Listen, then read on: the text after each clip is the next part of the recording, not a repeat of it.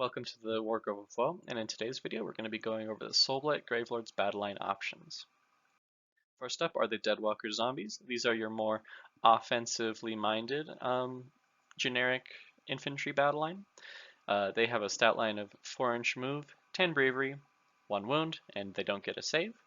For their melee profile, they have the crude weapons and infectious bites, which gives them 1-inch reach, 1 attack, 5s to hit, 5s to wound, no rend, 1 damage.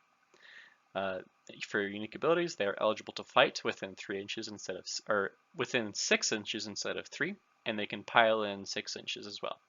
6s to hit, deal 1 mortal wound, and for each enemy model this unit slays, on a 2-up you can add a Deadwalker Zombie to this unit. So these guys are interesting. They are a tar pit, a screen, as well as an offensive forward infantry.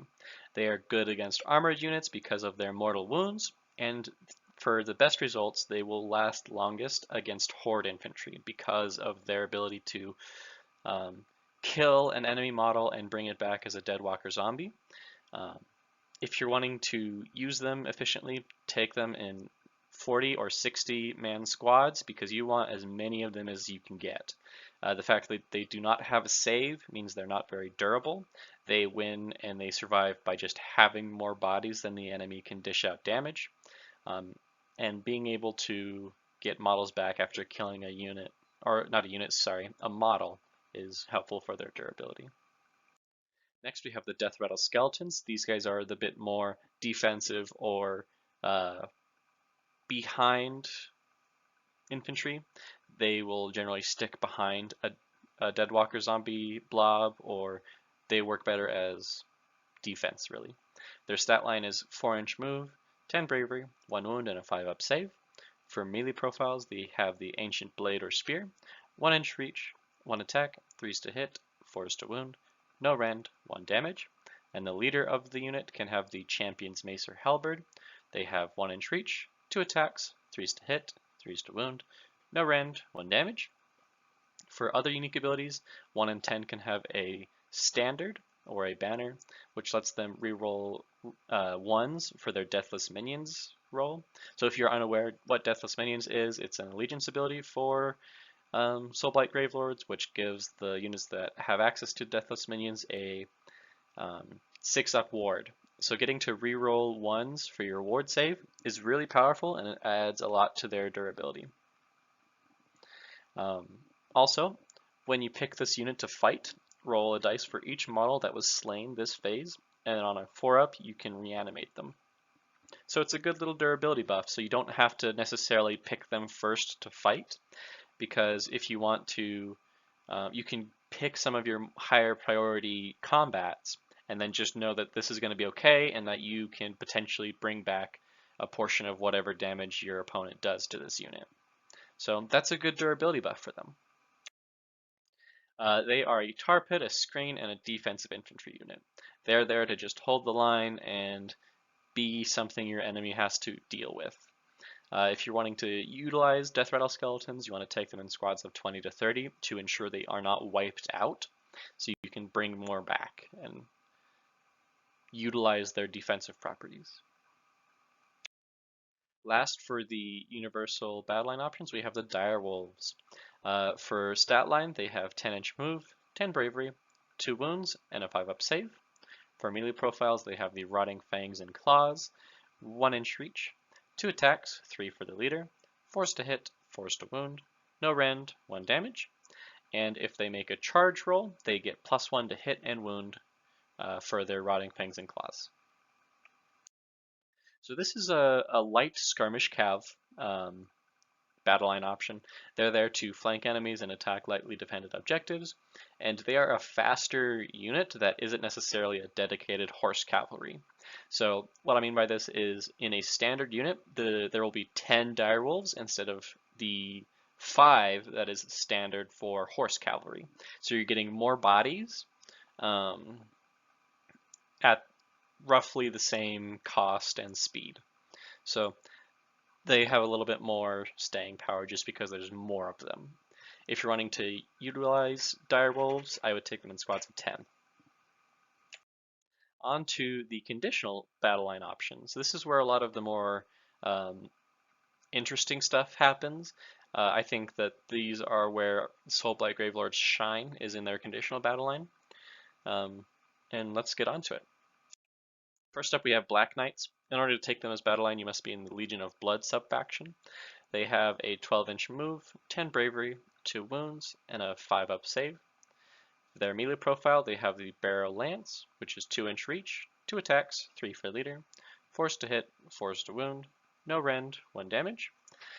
They also have their mounts, which give hooves and teeth, which is 1-inch reach, 2 attacks, force and force to hit, wound, no rend, 1 damage.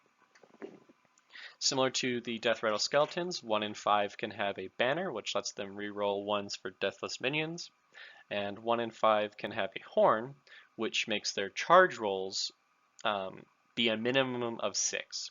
So when you're charging them and you roll below a 6, it is considered a 6 because of the horn blower, which is really nice. It kind of gives them a minimum threshold for their charges, so they have a lot of consistency to get into combat, and that's really powerful. Additionally, they do damage on the charge, so after they make a charge move, you roll a dice, and on a 2-up, you deal D3 mortal wounds. So Black Knights are comparable to Dire Wolves. The only difference is that they have less models per unit, and they have the damage on the charge and just another attack profile. So they're a little bit more offensive in terms of if you're comparing them to Dire Wolves. They are fairly quick, and they're good harassment units if you just want to send them around side your enemy or just flex them wherever you need them to go. If you're wanting to take Black Knights, take them in squads of 5.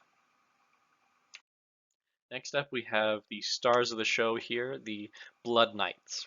In order to take them, you must be in the Kastelai Dynasty. I believe that's how you pronounce that. For stat line, they have 10-inch move, 10 bravery, 3 wounds, and a 3-up save. For melee profile, they have the Templar Lance or Blade, which is 1-inch reach, 3 attacks, 4 attacks for the leader, 3s to hit, 3s to wound, 1 rend, 1 damage, as well as the hooves and teeth, which is 1-inch reach, 3 attacks, 4s and 4s to hit and wound, no rend, 1 damage. They have the Deathless Minions banner, which lets them reroll 1s for their Deathless Minions. If they make a charge roll, you add 1 damage to the Templar Lances and Blades, which is really powerful. And additionally, this is something interesting that they have. So if this unit is within 3 inches of an enemy, so basically if they're in combat, they can make a normal move and pass over units with less than 3 wounds. And after they pass over a unit, on a 2-up you deal D3 mortal wounds. So Blood Knights are a devastating heavy shock cavalry. They're very tanky, they do a lot of damage, and they're pretty flexible because of their ability to like run over enemy units to kind of reposition themselves in combat. So that's really interesting about them is you can really do a whole lot with these guys, and they are really great if you just want to do an all cavalry army, because you can have your 3 units of Blood Knights and they will perform great. They are kind of a all around awesome unit. If you're going to take them, I would take them in the minimum squad size of 5 and just take multiple units of them. Next up, we have Graveguard. These guys are the more elite version of the Deathrattle Skeletons.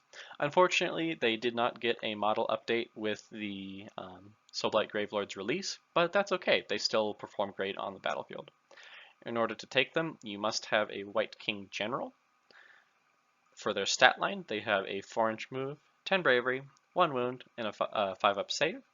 They have 2 melee profiles to choose from, the White Blade, which is 1-inch reach, 2 attacks, 3 for the leader, 3s to hit, 3s to wound, 1 rend, 1 damage, or they can choose the Great White Blade, which is 1-inch reach, 3 attacks, 4 for the leader, sorry that was a typo on my end, 3s to hit, 4s to wound, -1 rend, and 2 damage.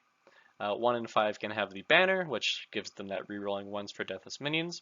1 in 5 can have a horn, which gives them the minimum charge of 6, so the same horn from the Black Knights.